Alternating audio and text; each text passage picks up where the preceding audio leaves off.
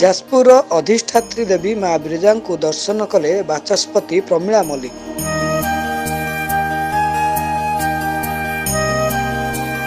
ମାଙ୍କୁ ଦର୍ଶନ କରିବା ପରେ ନିଜ ନିର୍ବାଚନ ମଣ୍ଡଳୀକୁ ଯାଇଛନ୍ତି। ମାଙ୍କ ଆଶୀର୍ବାଦ ଏବଂ ବାବା ବରୁଣେଶ୍ୱରଙ୍କ ମହାଦେବଙ୍କ ଆଶୀର୍ବାଦ ଯୋଗୁଁ ଆଜି ଏ ଜାଗାରେ ପହଞ୍ଚି ପାରିଛନ୍ତି।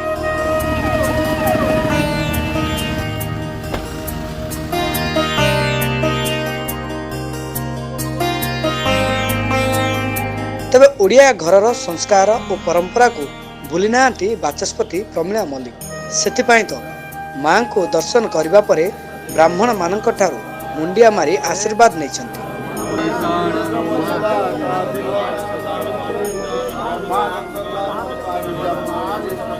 ଅନ୍ୟପଟେ ଯେଉଁ କ୍ଷେତ୍ରକୁ ଗଲେ ବି ଆମେ ପ୍ରଥମେ ମାଙ୍କ ଆଶୀର୍ବାଦ ନେଇ ଯାଇଥାଉ। ତେଣୁ ମାଙ୍କ ଦର୍ଶନ ପରେ ଆମେ ଆମ ନିର୍ବାଚନ ମଣ୍ଡଳୀକୁ ଯିବୁ। ଏହା ସହ ମାଙ୍କ ପରେ ବାବା ବରୁଣେଶ୍ୱରଙ୍କୁ ଦର୍ଶନ କରି ସମସ୍ତଙ୍କର ସୁସ୍ଥ କାମନା କରିଛନ୍ତି ବାଚସ୍ପତି Pramila Mallick.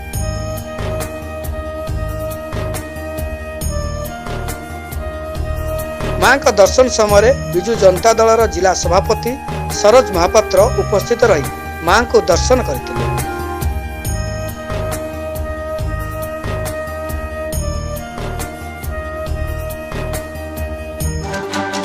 Bureau report NN Odisha.